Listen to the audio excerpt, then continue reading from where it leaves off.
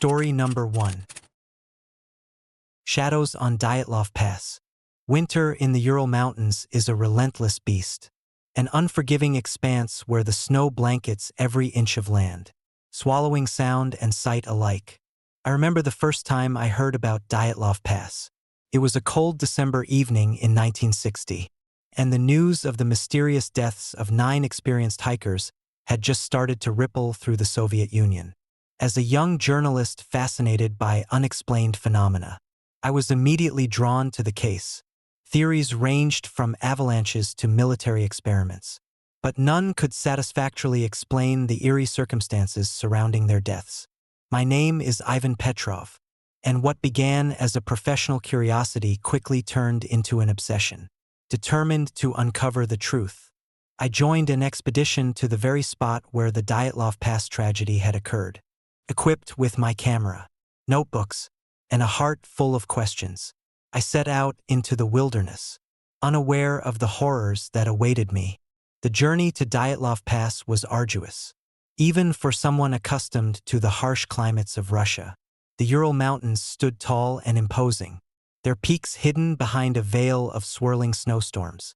The path was treacherous, the snow deep and unyielding, making every step a battle against nature itself. As we ascended higher, the temperature plummeted, and the wind howled like the cries of lost souls.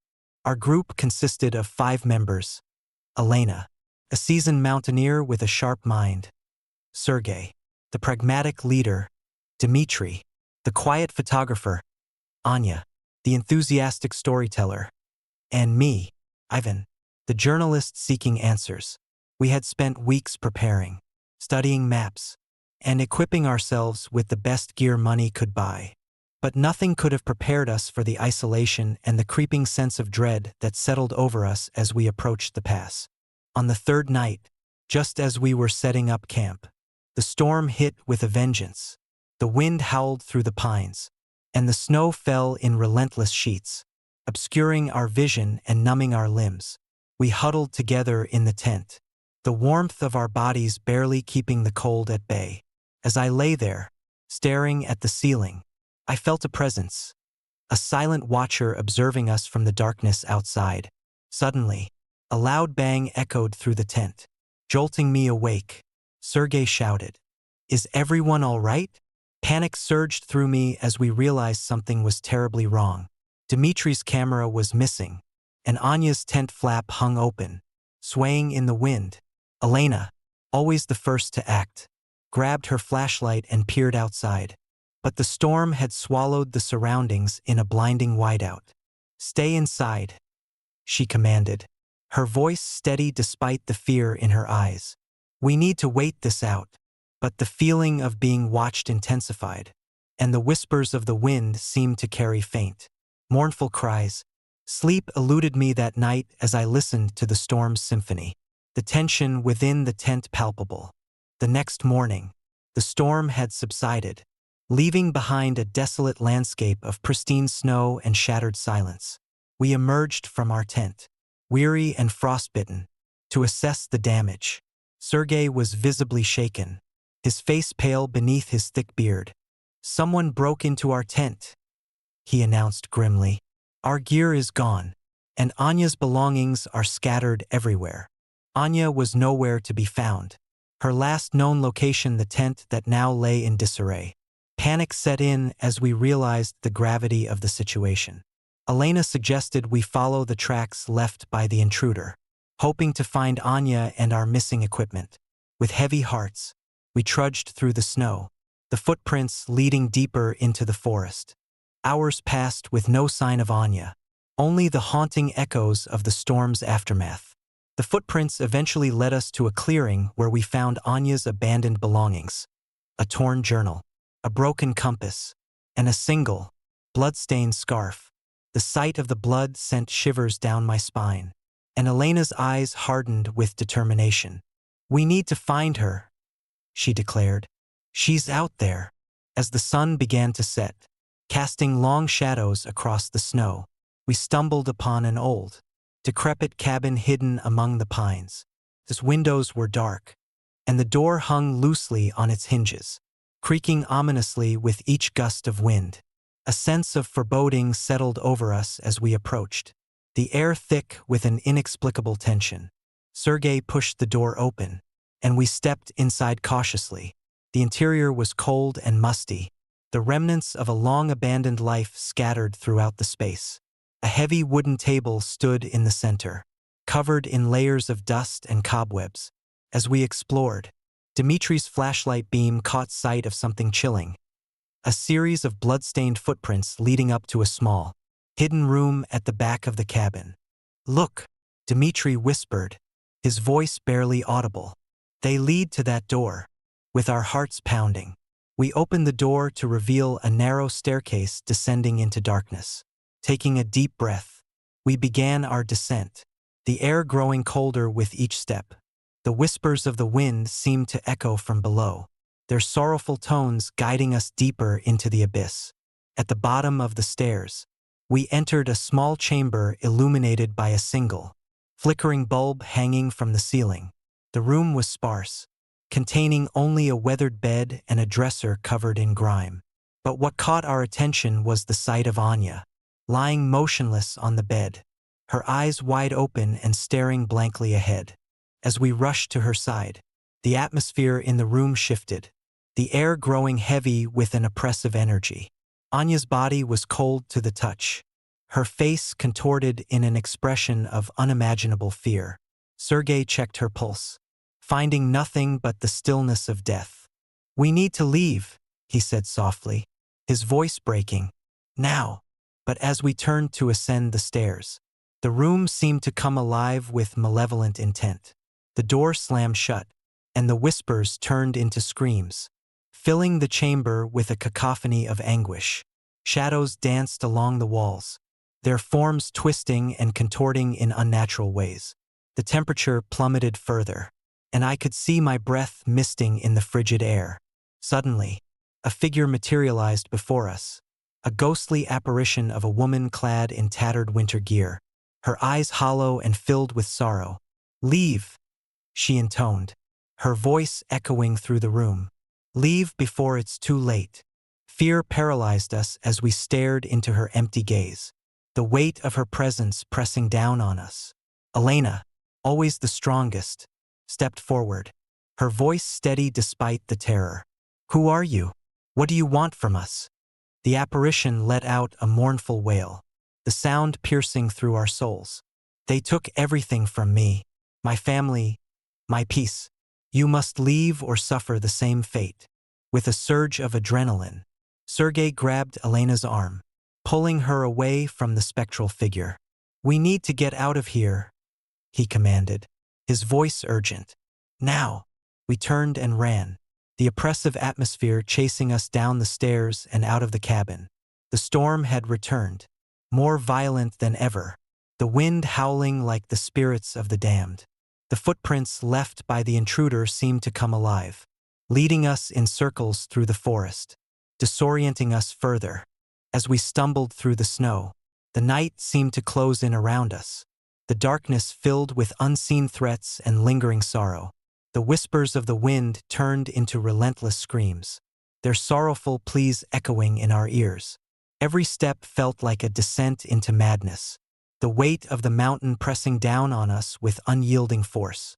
By the time dawn broke, the storm had abated, leaving a quiet stillness in its wake. We collapsed near a frozen stream, our bodies numb and our minds shattered by the night's horrors. Anya was gone, taken by forces we could not comprehend, and the cabin stood as a silent sentinel to our suffering. In the days that followed, we returned to civilization, our lives forever changed by the mysteries of Dyatlov Pass. The authorities dismissed our accounts as delusions brought on by the extreme conditions.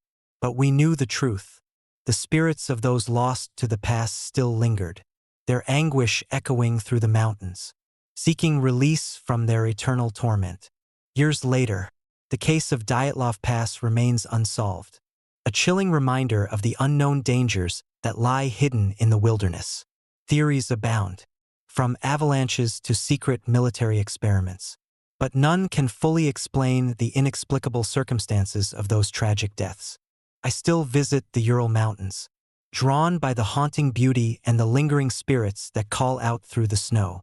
The memories of that winter at Dyatlov Pass remain etched in my mind, a testament to the thin veil between life and death, and the restless souls that wander the mountains, forever searching for peace.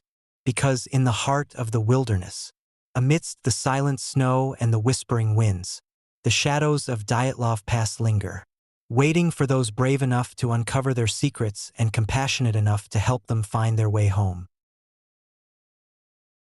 Story number 2. Echoes of Stanley. The Stanley Hotel stood tall against the Colorado winter, its grand facade cloaked in a thick blanket of snow. I remember the first time I saw it, an imposing structure nestled in the heart of the Rocky Mountains, its windows glowing warmly against the encroaching darkness. As a writer seeking inspiration, I was immediately captivated by its eerie beauty and the whispered legends that surrounded it. My name is Emily Harris, and this is the story of my stay at the Stanley Hotel, a winter retreat that would unravel the very fabric of my reality and plunge me into a nightmare I couldn't escape. I arrived at the Stanley on a frigid December afternoon, the sky a dull gray as heavy clouds threatened more snow.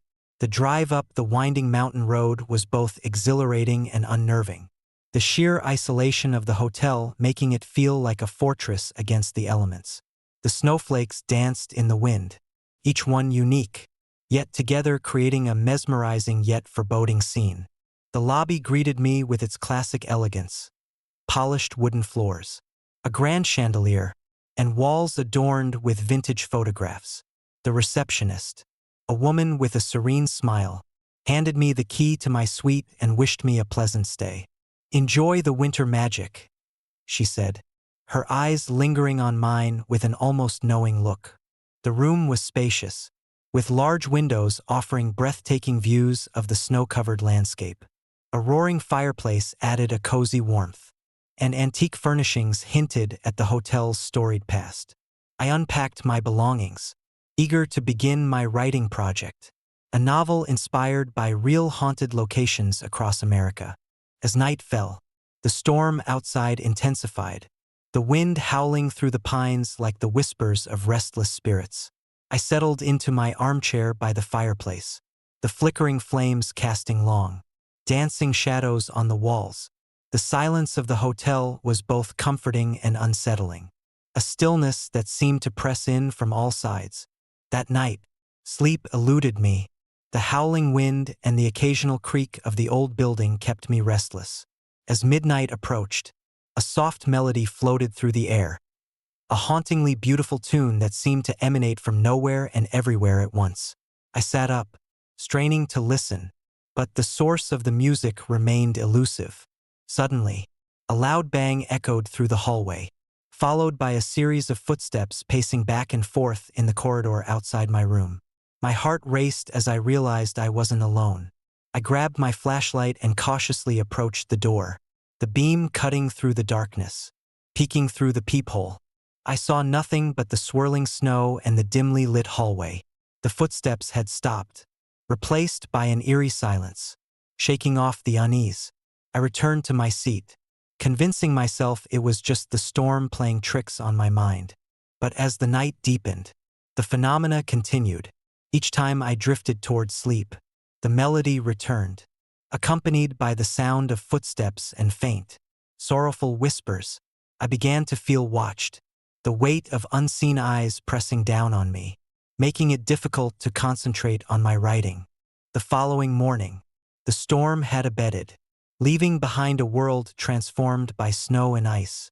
I decided to explore the hotel, hoping to find inspiration and perhaps a logical explanation for the night's disturbances.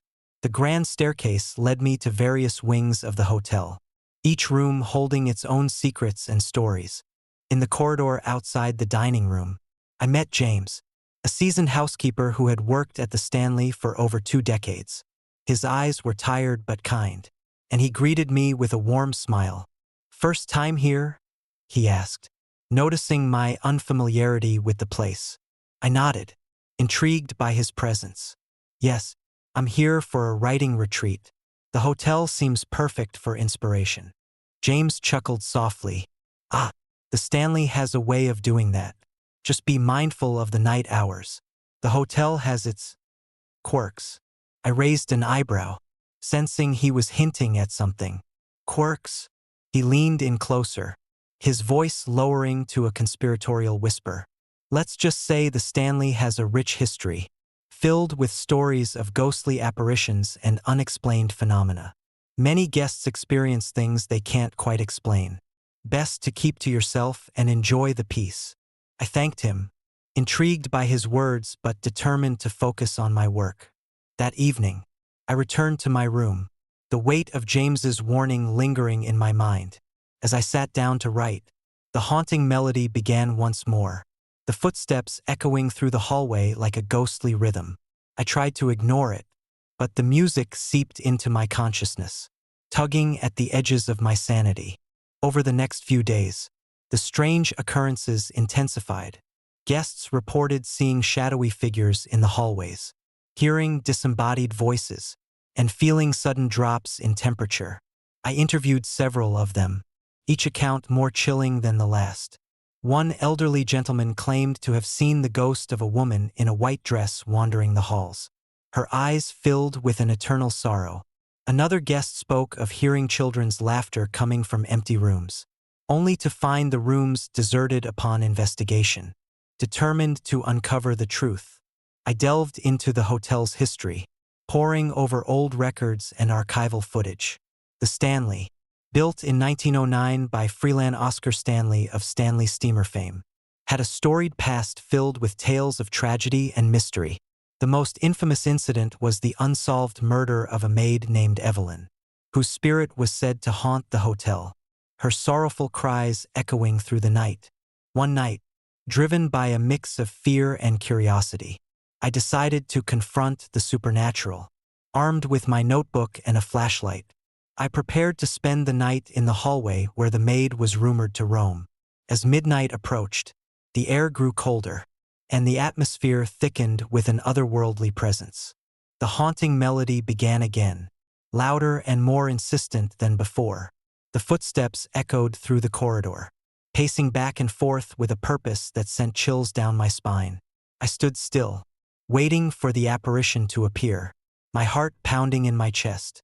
Suddenly, a figure materialized before me, a woman in a flowing white dress, her hair cascading down her shoulders like a silken waterfall.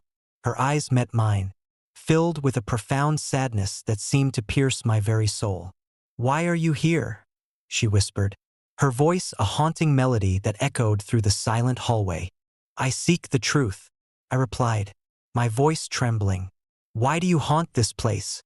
Her gaze softened, tears glistening in her spectral eyes.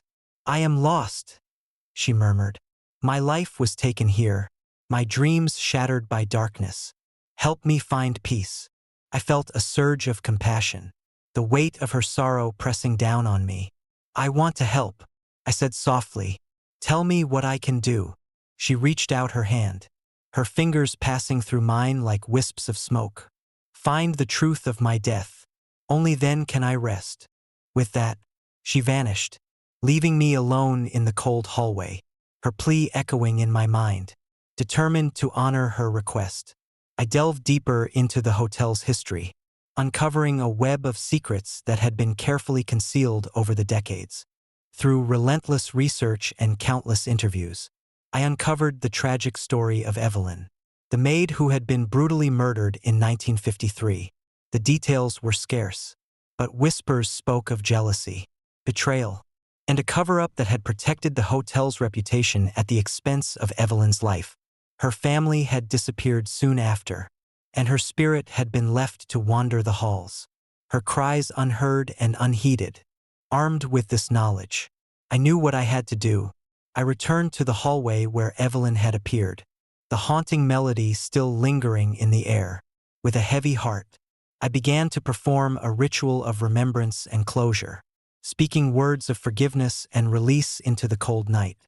"Dear Evelyn," I began, my voice steady despite the fear coursing through me. "I honor your memory and acknowledge the pain that binds you to this place. May you find peace and move on from the sorrow that holds you here." As I spoke, the air around me began to shimmer, the temperature warming as if a burden was being lifted. The haunting melody transformed into a soft, soothing lullaby, the footsteps slowing until they ceased altogether. Evelyn's spirit appeared once more, her expression serene and grateful. "Thank you," she whispered, her voice filled with genuine relief. "I can finally rest." A warm light enveloped the hallway, the oppressive atmosphere dissolving into a peaceful calm. The Stanley Hotel, once a place of torment and tragedy, now stood as a beacon of hope and remembrance. This haunted past finally laid to rest. I left the Stanley Hotel with a sense of fulfillment, knowing that I had helped a lost soul find peace. The experience had changed me, deepening my understanding of the thin veil between the living and the dead, and the enduring power of compassion in the face of sorrow.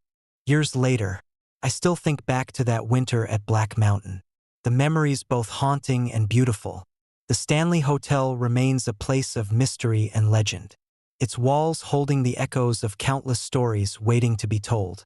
But now, it also stands as a symbol of redemption, a testament to the resilience of the human spirit and the enduring bonds that connect us all. Every winter, when the snow blankets the mountains and the nights grow long, I remember Evelyn's sorrowful eyes and her haunting melody, a reminder that some spirits linger, not out of malice, but out of a desperate need for closure and peace. And I know that, somewhere in the heart of Black Mountain, the echoes of the past continue to whisper, waiting for someone to listen and help them find their way home. Because in the stillness of winter, amidst the silent pines and the endless snow, the whispers of lost souls weave their haunting tales, forever entwined with the very essence of the places they once called home. Story number 3. Shadows of the Andes. The Andes loomed above us like silent sentinels, their snow-capped peaks piercing the winter sky. I still remember the day our team boarded Flight 571, a chartered flight bound for Chile, unaware that it would become a nightmare etched into my very soul. My name is Alejandro Morales, and what transpired over those harrowing 72 days in the frozen wilderness of the Andes is a story I carry with me every night, a testament to the fragility and resilience of the human spirit. We were a tight-knit group, members of the Old Christians Club, a rugby team from Montevideo, Uruguay. The camaraderie we shared on the field translated into a sense of family off it. Our journey was meant to be a brief respite, a chance to bond and enjoy the thrill of a new environment. The flight was uneventful at first, the sky clear and the atmosphere light with laughter and anticipation. As we soared above the clouds, the vast expanse of the Andes stretched out beneath us, majestic and intimidating. I gazed out the window, marveling at the rugged beauty of the mountains, oblivious to the impending tragedy. The weather was unpredictable, but nothing could have prepared us for the chaos that was about to unfold. It was late afternoon when the storm hit. Dark clouds rolled in with a fury we couldn't comprehend, turning the clear sky into a tumultuous sea of white and gray. The turbulence was intense, shaking the plane violently as we fought to maintain control. Panic set in as visibility dropped to nearly nothing, the instruments failing to provide any semblance of direction. Then, without warning, the plane plummeted from the sky, the impact with the mountains a deafening crash that shattered our lives in an instant. The world went dark, the silence following the chaos more terrifying than the storm itself. When I regained consciousness, the reality of our situation hit me like a tidal wave. We were stranded in the heart of the Andes, with little hope of rescue. The initial days were a blur of shock and despair. The cold was biting, the nights unbearably frigid, and the days blindingly white under the relentless sun. Our makeshift camp was a shattered remnant of what once was, the wreckage of the plane providing minimal shelter against the harsh elements. Supplies were scarce, and the weight of survival pressed heavily on each of us. As the days turned into weeks, the reality of our predicament became undeniable. Rescue seemed a distant dream. The the chances of being found diminishing with each passing day. The isolation gnawed at our sanity, the oppressive silence of the mountains amplifying our fears and doubts. Food became a constant concern, and desperation began to take its toll on our spirits. It was on the 52nd day that we faced the unimaginable. Exhaustion, starvation, and the harsh conditions pushed us to the brink of despair. A member of our group had succumbed to the cold, and the realization that we might have to take desperate measures to survive was a horror we never thought we'd confront. The debate was agonizing, each argument weighed down by the heavy burden of morality and survival instinct. In the dead of night, beneath a sky littered with stars, we made the harrowing decision to use the bodies of our fallen comrades to sustain ourselves. The act was brutal, a stark testament to the primal instinct for survival that lurks within us all. The lines between humanity and monstrosity blurred, leaving us grappling with guilt and the psychological scars of our actions. As the weeks dragged on, the harsh reality of our situation cemented itself. Each day was a battle against the elements, our bodies ravaged by the cold and our minds haunted by the ghosts of our past. The mountains seemed to close in on us, their silent presence a constant reminder of our isolation and the thin line we walked between life and death. Rescue remained elusive, our hope dwindling as the snowstorm of December showed no signs of abating. The physical toll was immense, our bodies weakening with each passing day. But the psychological strain was equally crippling. We were prisoners in a frozen nightmare, each of us haunted by the memories of what we had become. It was on the 72nd day that the miracle we so desperately clung to finally arrived. The faint signal, barely detectable against the harsh winds, was picked up by a rescue team that had been tirelessly searching for us. The news spread through our group like a lifeline, reigniting our fading hope and driving us to muster the last of our strength for the arduous journey to safety.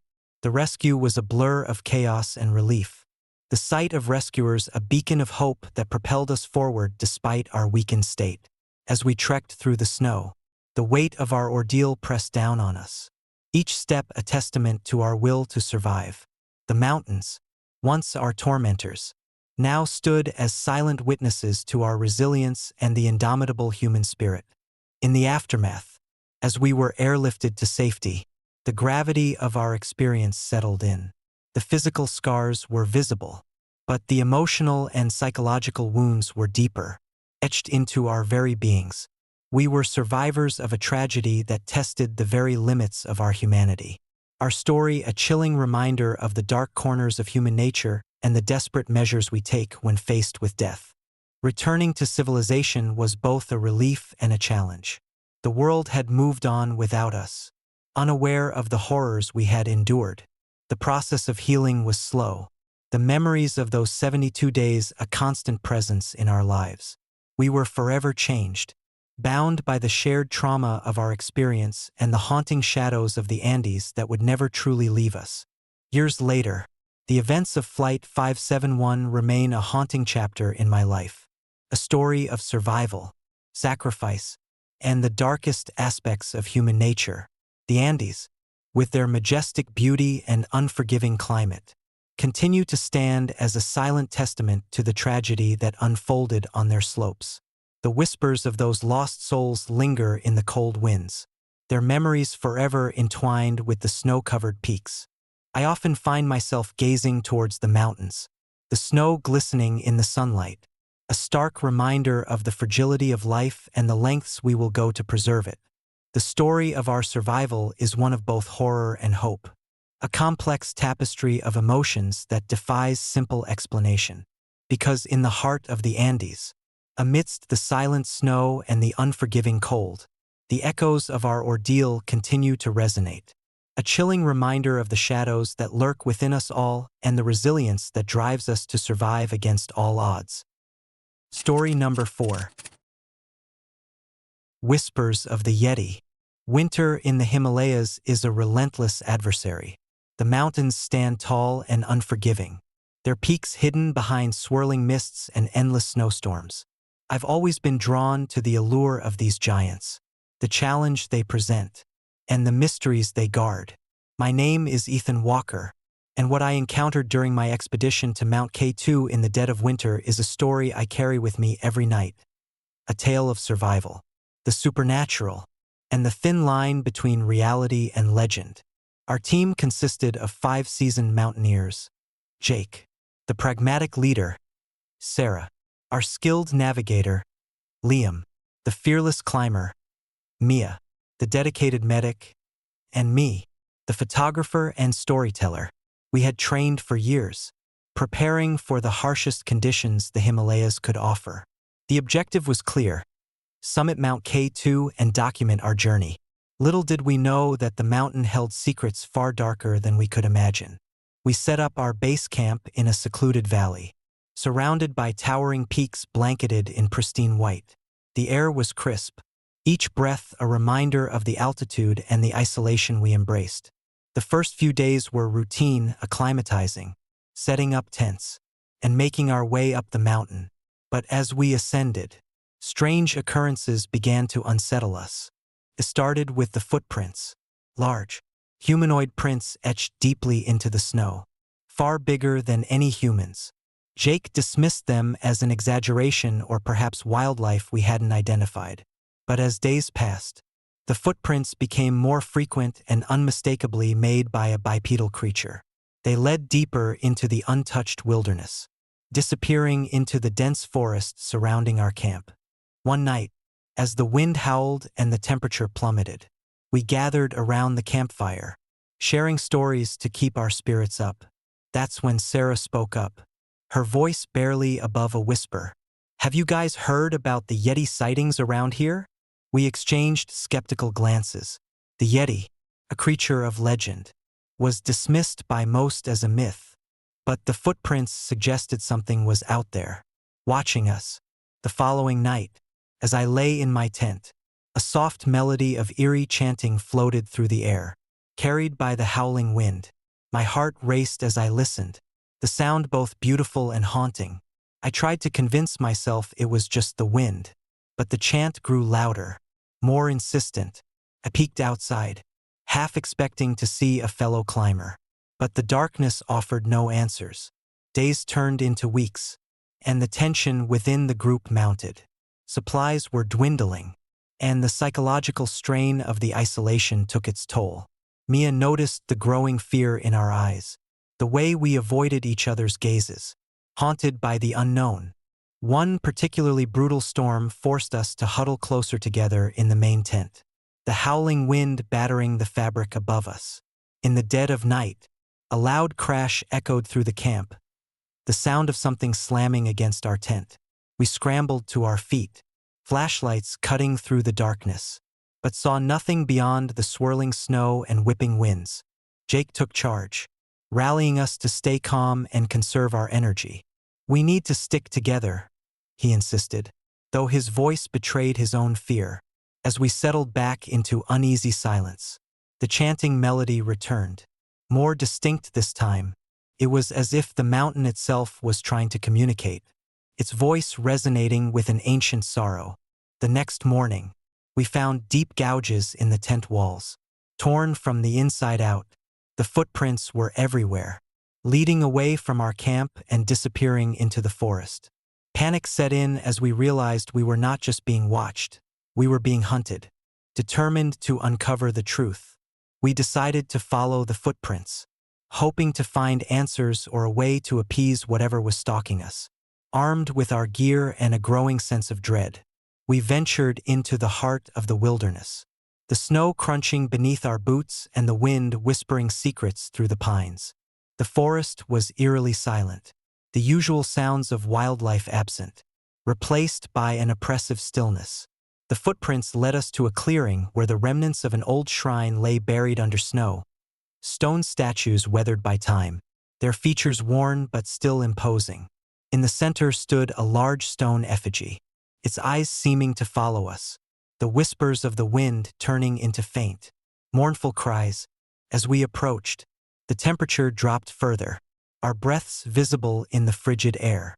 Suddenly, a shadow moved at the edge of the clearing, a massive figure emerging from the darkness. The Yeti, Its eyes glowed with an otherworldly light, and its presence was both terrifying and mesmerizing. It stood still, observing us with an intelligence that defied its monstrous appearance. Jake stepped forward, trying to communicate. "We mean no harm," he called out, his voice steady despite the fear gripping him. The Yeti remained silent, his gaze unwavering. Then, in a movement that was almost graceful, turned and vanished into the forest. Leaving us stunned and bewildered, we retreated to our camp, the encounter leaving us shaken but resolute. The next days were a blur of fear and determination.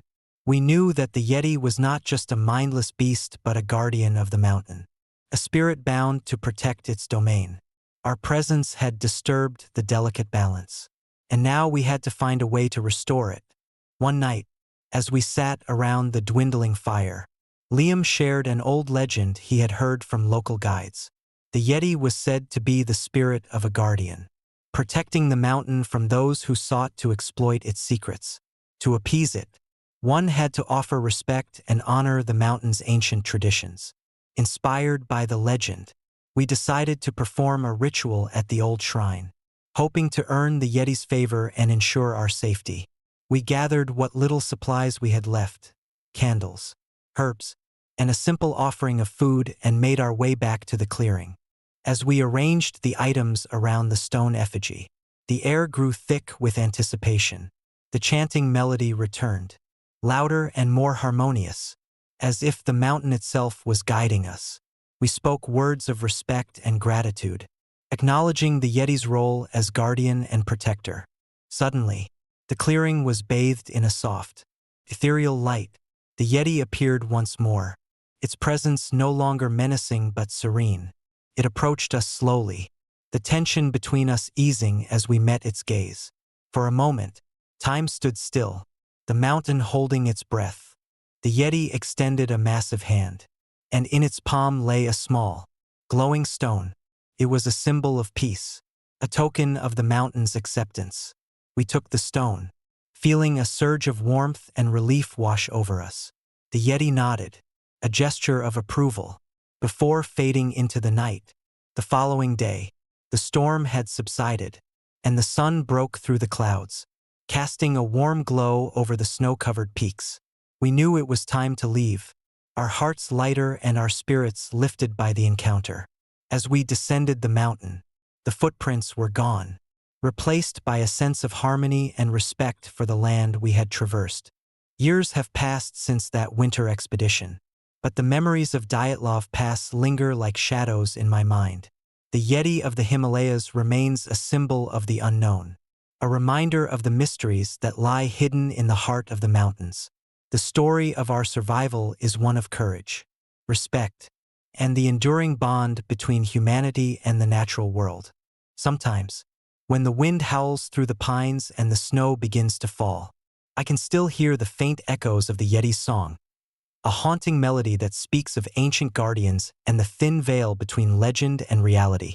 It's a chilling reminder that some mysteries are best respected, their secrets kept safe by the silent watchers of the wilderness. Because in the heart of the Himalayas, amidst the endless snow and the whispering winds, the shadows of the Yeti linger, forever watching, forever guarding the secrets of the mountains they call home. Story number 5. Shadows of Soldier Hill. Winter in West Virginia is a time of beauty and brutality. The snow blankets the hills in pristine white, masking the scars of the past and the secrets that lie beneath. My name is Jonathan Soldier, a distant cousin of the ill-fated Soldier family, and this is the story of my descent into the haunting mystery that has lingered over our family for decades. I had always been fascinated by the tragic story of the Soldier family. On Christmas Eve, 1945, their home in Fayetteville burned to the ground. 5 children vanished in the blaze, leaving behind no remains. The official investigation concluded it was an accidental fire, but the shadows of doubt never left our family. Whispers of abduction, mysterious phone calls, and unexplained sightings kept the flames of suspicion alive. Determined to uncover the truth, I decided to visit the site where it all began. The drive to Fayetteville was long and winding, the roads slick with recent snowfall. As I approached the location, the old solder house had been rebuilt, a modest structure standing amidst the silent hills. The air was crisp, each breath a reminder of the winter chill that enveloped the region. The new house looked peaceful, a stark contrast to the chaos of that fateful night. But as I stepped onto the porch, a sense of unease settled over me, as if the very ground beneath me held memories too dark to forget. The first night in Fayetteville was calm, the snow falling gently outside my window. I sat in the living room, surrounded by family photos and memorabilia, trying to piece together the events that had shattered our lives. The wind howled through the trees, a mournful sound that seemed to echo the sorrow of the past. As midnight approached, I heard it, a soft, distant knocking at the window, heart pounding. I grabbed my flashlight and approached cautiously. The snow-covered landscape made it difficult to see anything. But through the haze, I thought I saw a shadowy figure standing just beyond the glass. It was tall, dressed in old-fashioned clothing, its face obscured by the darkness. I called out, but no response came. Shaken, I returned to my seat, the image of the figure lingering in my mind. The next day, I decided to explore the surrounding area, hoping to find clues that the official investigation had overlooked. The town of Fayetteville was small, its residents tight-lipped about the tragedy. Most dismissed my inquiries as the ramblings of a grieving cousin, but a few shared their own experiences of strange occurrences since the fire. An old woman named Mrs. Abernathy, who had lived in Fayetteville all her life, agreed to meet me at the local diner. Over steaming cups of coffee, she recounted her own encounters with the supernatural. "I've seen the shadows move on their own," she whispered, her eyes darting nervously around the room. "And sometimes, late at night, you can hear the children's laughter echoing through the hills." Her words sent a chill down my spine. As I left the diner, the sky darkened, and the first heavy snowfall of the season began. The wind picked up, howling through the trees like the voices of the lost. I hurried back to the house, eager to rest and gather my thoughts. That night, as I lay in bed, the temperature in the room plummeted. I pulled the covers tighter around me, shivering from the sudden cold. Then, the unmistakable sound of footsteps echoed through the hallway, slow, deliberate steps that seemed to circle my bedroom. I sat up, heart racing, and listened. The footsteps stopped, replaced by a soft, eerie melody that resonated with the sound of wind chimes. Gathering my courage, I swung the flashlight onto the hallway, the beam cutting through the darkness. The corridor was empty, the shadows dancing on the walls in the flickering light. But as I turned to go back to bed, I caught a glimpse of movement at the end of the hall, a fleeting shadow that vanished as quickly as it appeared. Days turned into weeks, and the strange phenomena persisted. I received mysterious phone calls late at night, the line crackling with static before a child's voice whispered, "Help us." Each call left me more disturbed, the voices filled with desperation and fear. The family photos in the house seemed to watch me, their eyes following my every move, as if bearing witness to my investigation. Determined to uncover the truth, I delved into old archives and newspapers, searching for any hint that could explain the Sodder family's disappearance. I discovered stories of alleged sightings of a Yeti-like creature roaming the hills, its presence a haunting reminder of the unknown. Some locals believed that the mountain itself held the key to the mystery, a gateway between our world and the realm of the lost. One evening, as the snowstorm raged outside, I found myself drawn to the attic, a place I had avoided since the first night. The attic was cluttered with old furniture and forgotten belongings, the air thick with dust and the scent of pine. As I rummaged through the boxes, my flashlight caught sight of an old diary belonging to Esther Sodder, the mother of the family. Opening the diary, I began to read her desperate entries, her handwriting shaky and incomplete. She wrote about the family's struggles, the isolation of living in the mountains, and a growing sense of unease that something was watching them. The last entry was fragmented.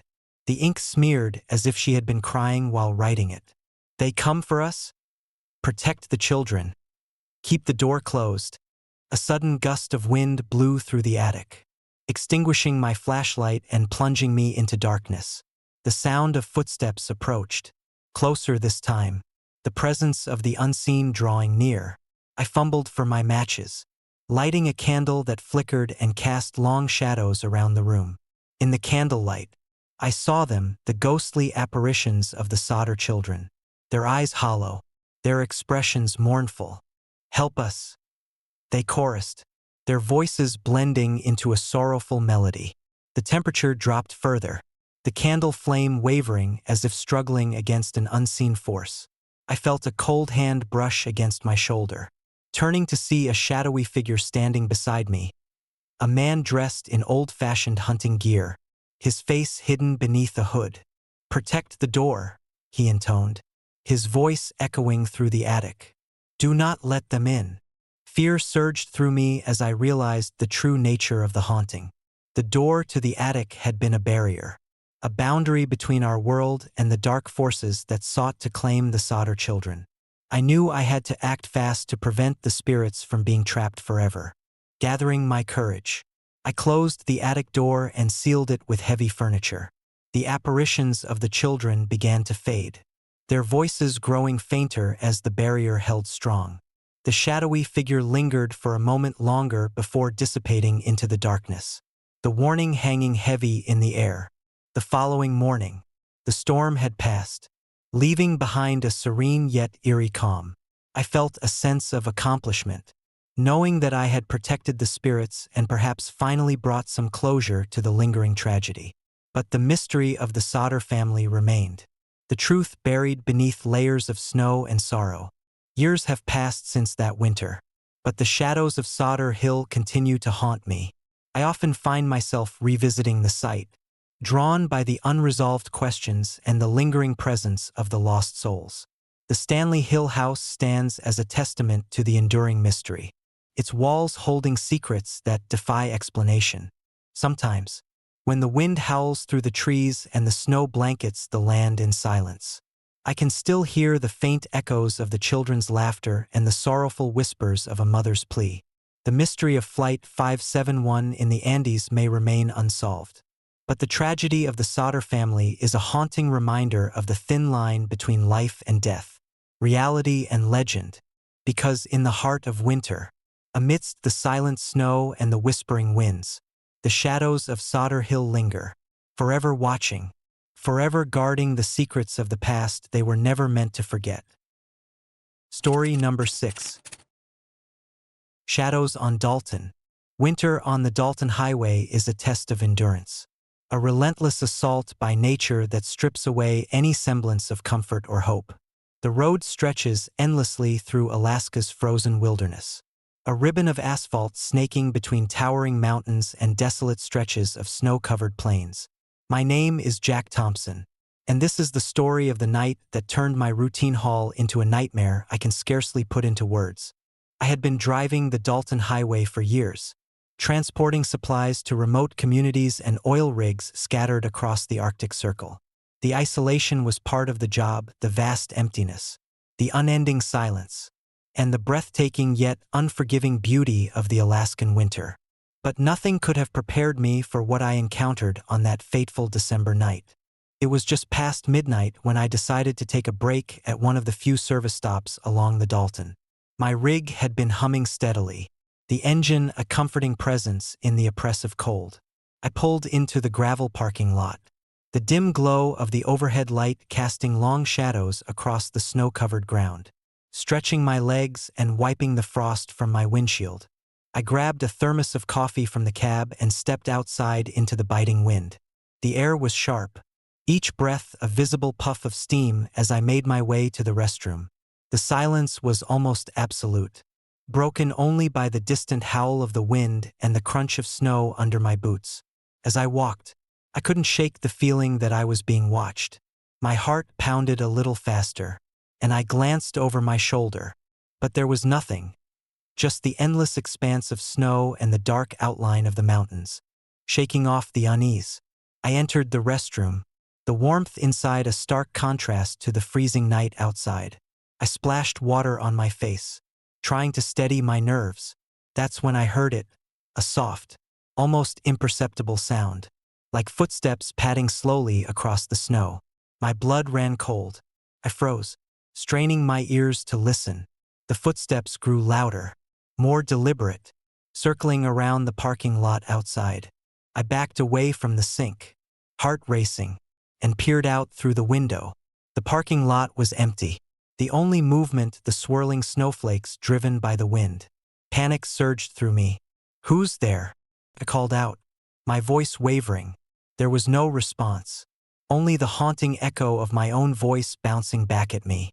Reluctantly, I turned back to the sink, trying to rationalize what I had heard. Maybe an animal or a prankster, something that didn't make sense. But as I reached for a towel, I noticed a set of large, heavy footprints imprinted in the fresh snow outside the window. They were human, but much larger than any footprints I had ever seen. My mind raced, unable to comprehend the sight before me. I backed away slowly, not wanting to attract attention. My instincts screamed at me to leave, to abandon the safety of my rig and flee into the darkness. But fear rooted me to the spot. The footsteps resumed, this time closer, circling my car with an unnerving persistence. I grabbed my phone, ready to call for help, but my hands trembled uncontrollably, making it difficult to dial. That's when I saw her, a shadowy figure standing at the edge of the parking lot, partially obscured by the falling snow.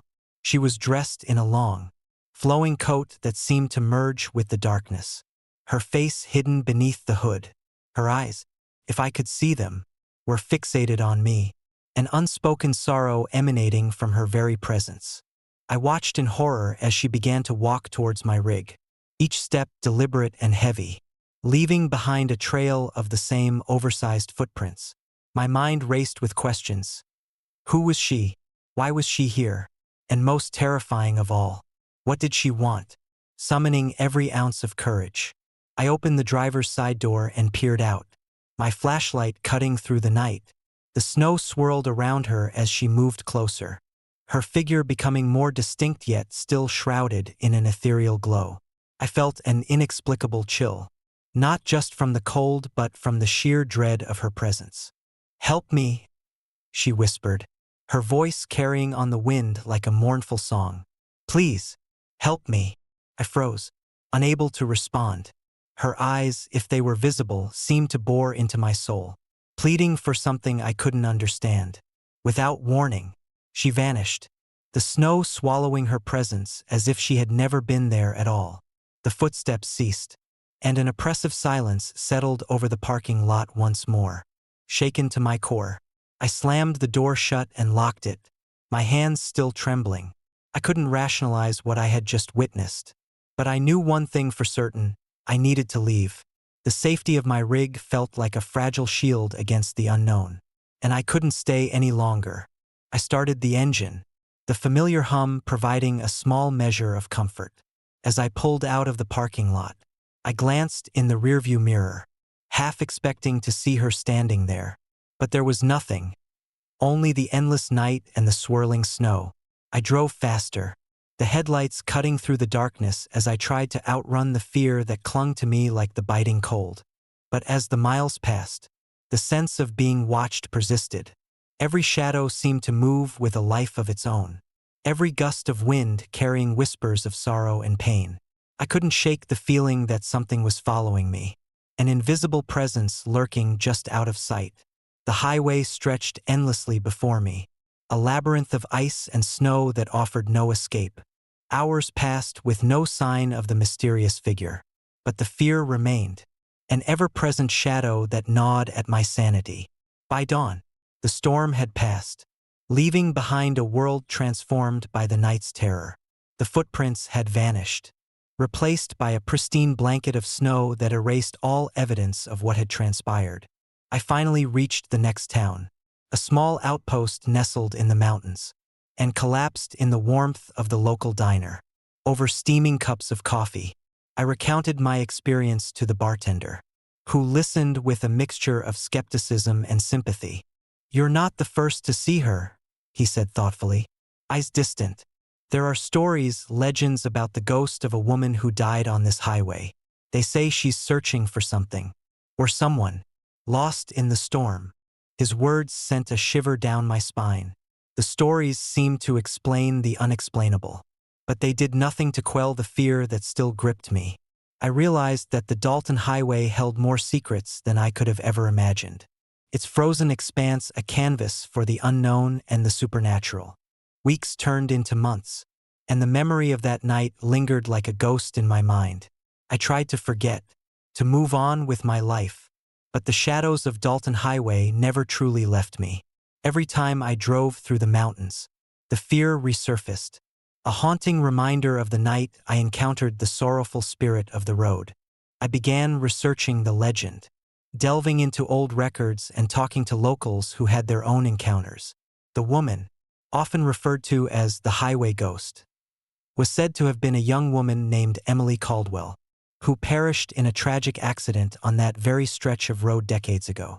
Her spirit was believed to wander the highway, forever searching for her lost love. Lost in the storm that took her life, determined to understand, I returned to the Dalton Highway one winter night. The road blanketed in fresh snow and the wind carrying the same mournful whispers I had heard years ago. My purpose was twofold: to pay my respects and to perhaps bring some closure to the restless spirit that had haunted me for so long. I parked at the same service stop where it had all begun, the familiar landscape now tinged with the weight of years past. The snow-covered ground sparkled under the moonlight, the mountains standing tall and silent against the night sky. I stood outside my rig, the cold seeping into my bones, and called out softly, "Emily, if you're here, I'm sorry for what happened. I hope you find peace." The night was still, the only sound the gentle whisper of the wind through the pines. For a moment, nothing happened, and I began to wonder if my presence would go unnoticed.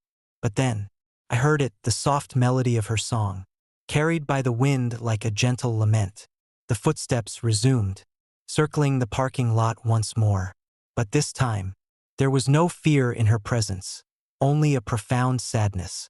Summoning my courage, I approached the window, the melody guiding me like a beacon. The shadowy figure of Emily appeared once again, her eyes filled with sorrow and longing. This time, instead of fear, I felt a deep empathy, understanding the pain that bound her to this desolate highway.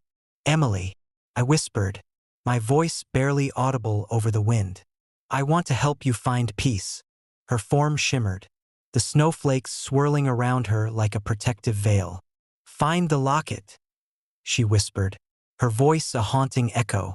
"It holds the key to my heart." Driven by a sense of purpose, I searched the service stop, my flashlight piercing the darkness. Underneath a pile of snow, I found a small, weathered locket, its surface etched with intricate designs. I opened it to find a faded photograph of Emily and a man, their faces radiant with love and hope. Tears welled in my eyes as I realized the depth of her loss, the unending grief that kept her spirit tethered to this frozen highway. Returning to the window, I held out the locket, my hands steady despite the chill. "Here," I said softly, "this belongs to you." The air grew warmer, the oppressive cold lifting as Emily's spirit began to fade. "Thank you," she whispered, her voice filled with gratitude and relief. "Now, I can finally rest." As her presence dissolved into the night, a sense of calm washed over me, the shadows of Dalton Highway retreating into the darkness. The haunting whispers were replaced by a serene silence, a promise of peace for both Emily and myself. I left the Dalton Highway that night with a sense of closure I had never thought possible. The shadows that had once haunted me were gone, replaced by the lingering beauty of the Alaskan winter and the knowledge that I had helped a lost soul find her way home. The road no longer felt like a place of fear, but rather a path that connected the living to the departed, a reminder of the enduring power of compassion and understanding. Years have passed since that night, but the memory of Emily Caldwell remains etched in my heart. The Dalton Highway continues to stretch endlessly through the wilderness, its silent expanse now a place of reverence rather than fear. Drivers still report strange occurrences, but I know now that these are echoes of a spirit finally at peace. Her presence a haunting yet beautiful reminder of the thin veil between life and death. Because in the heart of winter, amidst the silent snow and the whispering winds, the shadows of Dalton Highway linger no more. They have been replaced by the enduring legacy of a family's love and the unyielding human spirit that seeks to bring peace to the restless souls of the road. Story number 7. Shadows of Loch Morar. Winter in Scotland is a time of stark beauty and biting cold, where the landscape transforms into a frozen tableau of white and silver. Loch Morar, nestled deep within the Highlands, epitomizes this transformation. Known as Scotland's deepest freshwater body, it holds secrets beneath its icy surface, whispered about by locals and shrouded in mystery. My name is James McAllister, and what I experienced on the frozen expanse of Loch Morar that winter night is a story I carry with me. A tale of solitude, fear, and the unknown. I had always been fascinated by legends and folklore, particularly those that hinted at creatures lurking beyond the realm of human understanding. When I learned about Morag, the elusive beast said to haunt Loch Morar, my curiosity was piqued.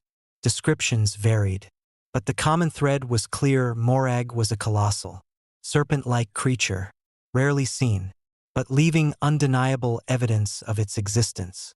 Locals spoke of massive footprints imprinted in the ice and eerie sightings during the harshest winters. Determined to uncover the truth, I decided to spend a month at the loch, documenting my findings and experiencing the winter solitude firsthand. The journey to Loch Morar was arduous, the roads treacherous under the weight of relentless snowfall. As my car inched closer to the loch, the landscape became increasingly desolate, the snow-covered pines standing like silent sentinels against the gray sky. The air was crisp, each breath a visible puff that quickly dissolved into the cold night. Upon arrival, the sight of Loch Morar under a thick blanket of ice was both breathtaking and foreboding. The water, usually a deep, reflective blue, was now a vast, unbroken sheet of glass, mirroring the oppressive clouds above.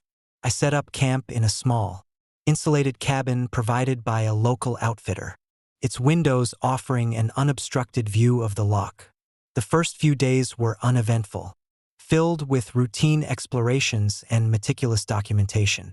I interviewed several locals, each recounting their own encounters with Morag. Old Tom Henderson, a retired fisherman, was the most vocal. I've seen her a few times, he said, his eyes distant. She moves like a shadow, gliding across the ice, leaves behind footprints that no human could make. His words lingered in my mind as I ventured out onto the frozen surface each morning, my camera and notebooks ready to capture any sign of the legendary creature. The tranquility of the loch was deceptive, the silence only broken by the occasional cracking of ice and the whisper of the wind through the pines. Yet, beneath this serene veneer, an undercurrent of unease began to build. On the 7th day, as twilight descended and the temperature plummeted, I decided to stay out longer, hoping to catch a glimpse of Morag. The sun dipped below the horizon, painting the sky in hues of orange and purple before darkness fully enveloped the loch. I sat on a sturdy ice floe, my breath steady, eyes scanning the vast expanse of ice for any movement. Hours passed in stillness until, just as I was about to concede defeat, a faint disturbance rippled across the surface. First, it was subtle, a slight wave that disturbed the otherwise smooth ice. My heart raced as I leaned closer, trying to discern the source. Then, out of the corner of my eye, I saw it, a shadowy form gliding gracefully across the ice, leaving behind a series of enormous footprints. They were unlike any I had seen before, deep impressions that suggested something massive had traversed the surface. My pulse quickened as I fumbled for my camera, desperate to capture evidence of Morag's existence. The creature moved with an eerie fluidity, its body elongated and sinuous, blending seamlessly with the frozen landscape. As it approached, the air around me seemed to grow colder, a palpable chill that seeped into my bones. I took a few photos, the camera's flash momentarily illuminating the beast's form before it vanished into the darkness, leaving only the haunting footprints behind. Shaken, I retreated to the cabin, the images on my camera proving beyond doubt that Morag was real. But with confirmation came a deeper fear. The loch, once a place of peaceful solitude, now felt like a hunting ground. The creature's presence a constant reminder of the unknown dangers that lurked beneath the ice. Over the next few days, the phenomena intensified.